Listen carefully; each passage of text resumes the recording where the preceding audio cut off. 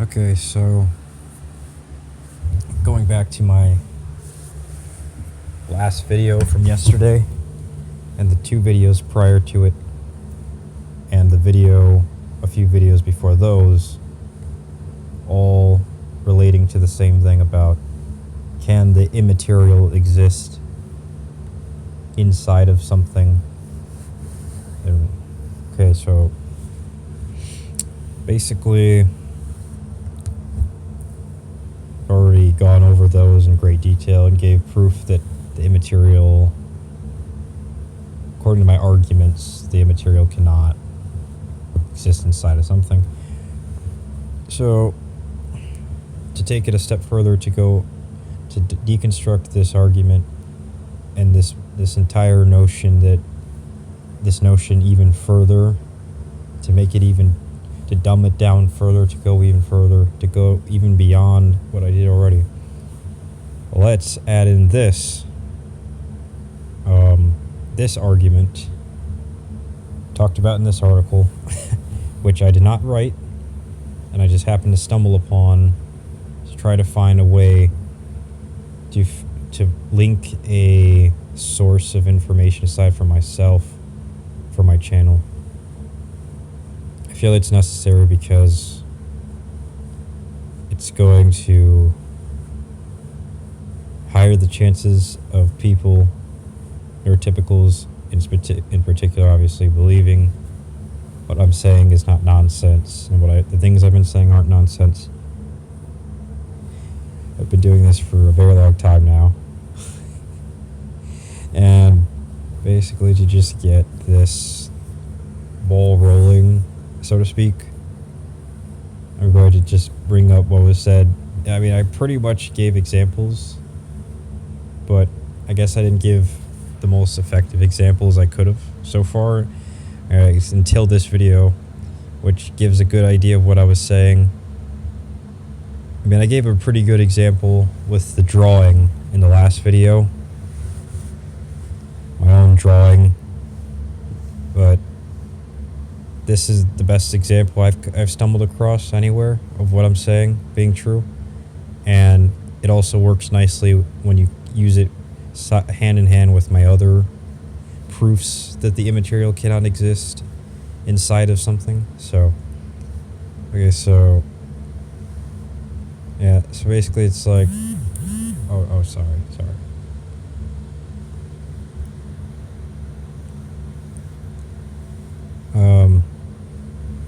Hold on.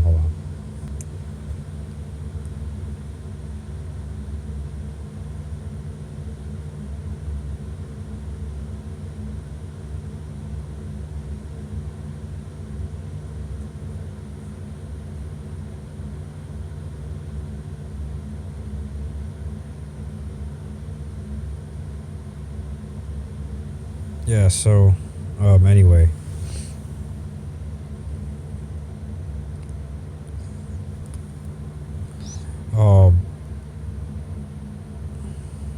I mean, yeah, basically you have what it says here. I mean, just read it, what I highlighted when I searched in my browser. The sentence that the highlighted words are in, that's an example. We can ask how much the brain weighs, but not how much the mind weighs. We can ask how many miles per hour my body is moving, but not how many miles per hour my mind is moving. Minds are not the sorts of things that can have size, shape, weight, location, motion, and the other attributes that Descartes ascribes to extended reality. Okay, right, so here's the thing, right? It's all true, and it kind of goes hand in, like I was saying, you can't really move if you're not physical. If you have none of the physical abilities that come with being physical, then how can you move? And if you can't move, then how can you exist inside of something? Because the something that you're inside of moves, so you would move with it.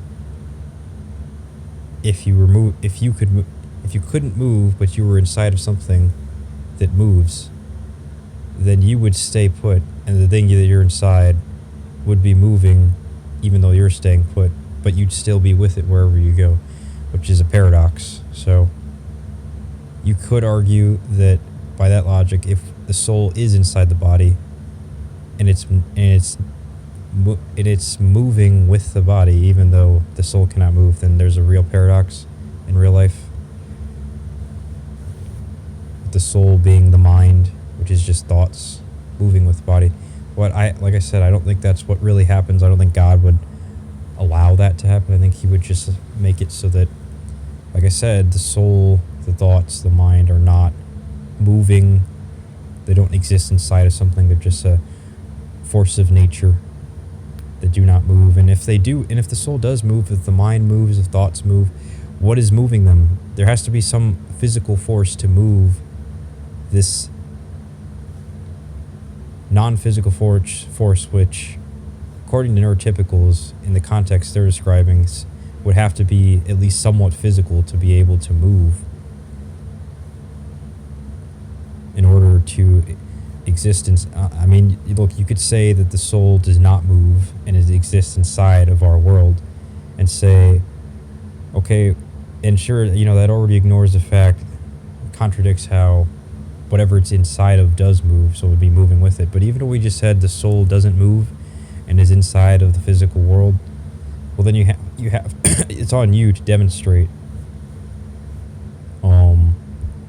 why it is that it's not able to be, that it's not able to be moved, even though it's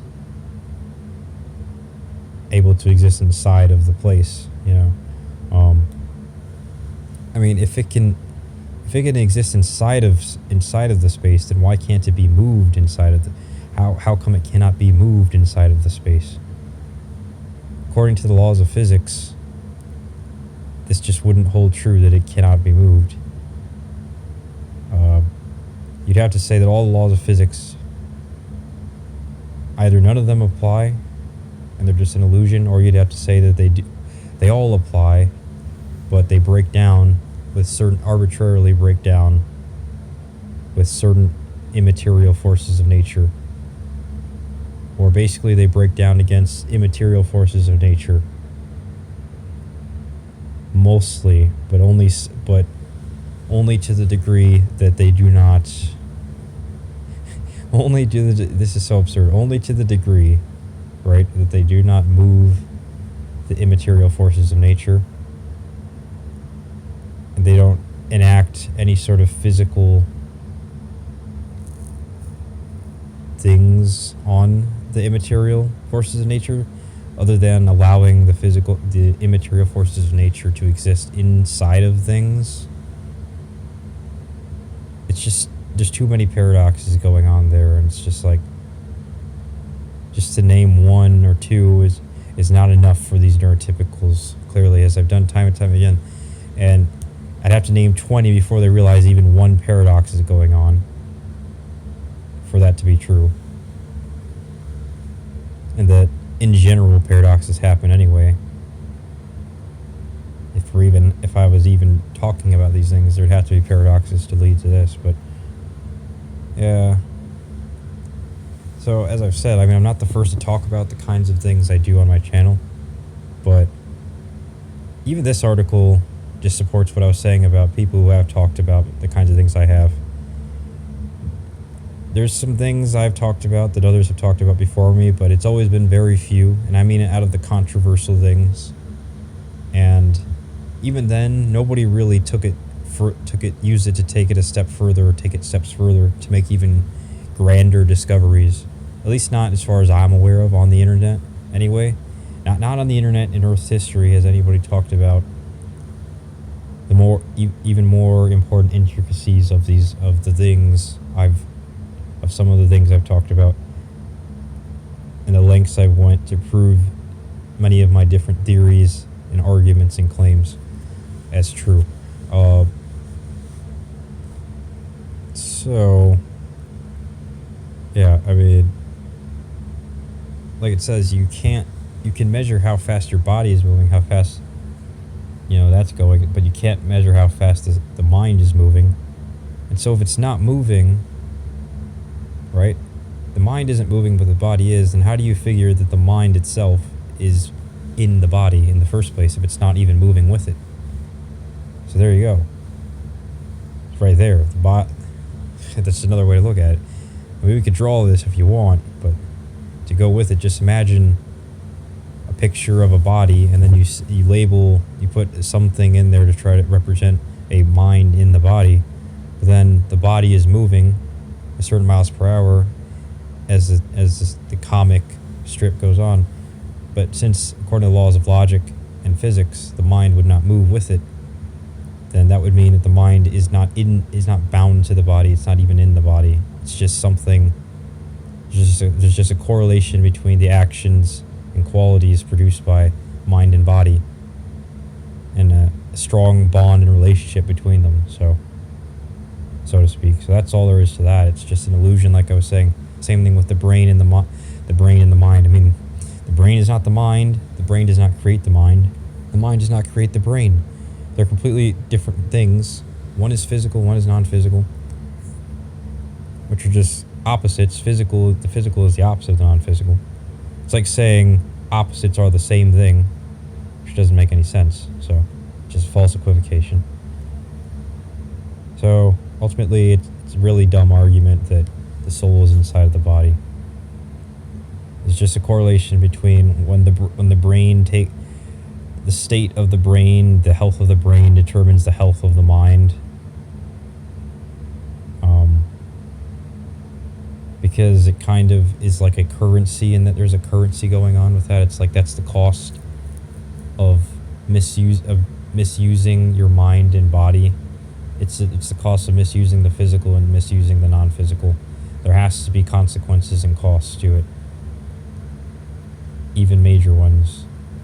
One of the major ones is messing with the body, messing with the physical the wrong way, and that comes from goes hand in hand with messing with the non-physical the wrong ways. So that's pretty much all there is to say about it. I'm going to give a link to this article in the description of this video, since I just did not write this. Clearly I don't even know, I'm not even familiar with this website, or this organization for that matter, but I still have to give credits to them on this one. And keep in mind, again, they did not really say everything I said in the video. They just said that, that is a paradox, but they didn't say that means that. They just said it's more of a mystery or something. They didn't say that they didn't say anything about, well, this means that, as far as I'm concerned, they didn't say anything about this means religion. Popular religions most world popular religions are wrong or not infallible. I mean, I read a good portion of this article, but unless I missed something, it really doesn't go on to say, to cover all my points in this video. It just says that, well, this is simply the phenomena we've observed and measured through our observation and logic and reasoning. Laws of physics, laws of logic, and put two and two together, and other observations and discoveries, and this is what you get. These are the results.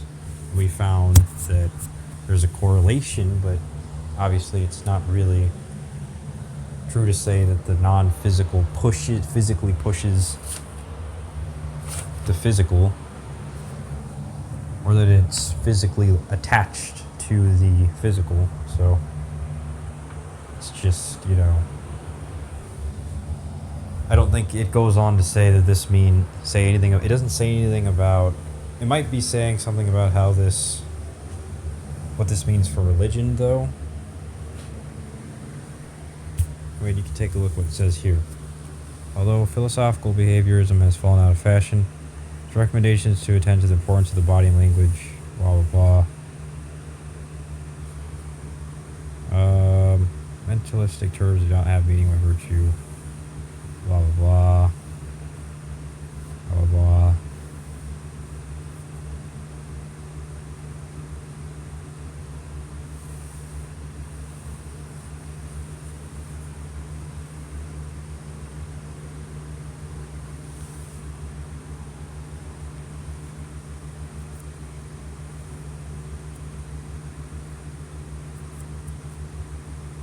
Yeah, it just seems like it's more of a criticism of different schools of thought about materialism, dualism, and uh, other schools of thought that are related and challenge those schools of thought.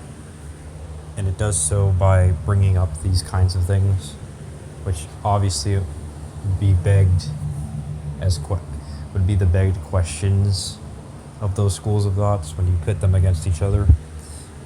You know, it's just like, I'm not sure it goes on to go on about how this means all religions are wrong or anything, but it very well could, and I just looked over it and glossed over it when I was skimming through it. I'm not saying I skimmed everything in this article, but still. But the bottom line is, whether it does or not, I'm not really very concerned with that. Like I've been saying, I'm just trying to present my arguments, and regardless of how many people have already presented them, I know it's been very, very few ever on Earth, and if I get backup with it, then great. I'd rather have backup with it than not. I'm not really trying to do this to say hog all the glory or hog all the credit or look the best or anything. It's not about status. I mean, the only reason I do this for status is just to try to get more people to believe in the things I'm saying, because then some people believe that status is an indication, or what looks like status is an indication. It's the perfect indication that it's valid, but it's not really how it works. Like what they think is status, but like you'd be surprised. There's like sources of information out there like this one that cover a lot of the things I've been saying on this channel. But I can assure you, like I've been saying, there's a lot of things on this channel that I have to my knowledge, I have done some deep research on the internet. I've never seen any. Some of the things I've been talking about and giving as proof of my arguments, some of my arguments even, I've not really seen brought up on the internet. And if it's not been brought up on the internet, through deep searching and through the internet, then chances are it's never really been considered by ordinary people. Because the internet is meant to be kind of like a library or encyclopedia, a record keeping of events. It's like the news, except it's not really the news we watch on TV, but it's a source of information that I would even say is superior to the news. So, and yet it still didn't really have. I mean, you could search for yourself. Don't take my word for it. Search for yourself. If you actually if anybody paid attention to the arguments I have on this channel, the ones that were truly unique, and search for them on the internet outside of my channel, I don't think anybody would have any luck finding some of them. So, but still,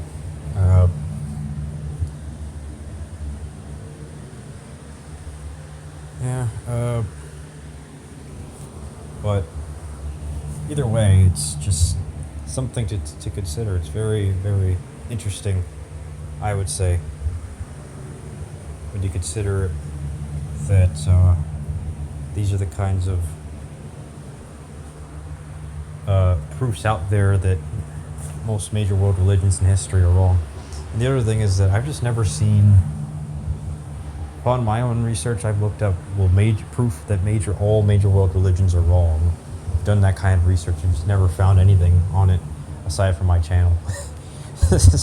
So I don't see the odds of this being the article that does that, and then it's just not talked about elsewhere as being that kind of thing, as if it is the source that debunked all major world religions. And not to mention, this is an older article anyway, so plenty of time to have done that anyway, and it's just still no. So I don't think that this article is actually doing that, but like I said, either way, I wasn't really concerned with that. I already went over why earlier, so. But I hope you enjoyed. That's all for this video. Please like, share, subscribe, and I'm out. Bye.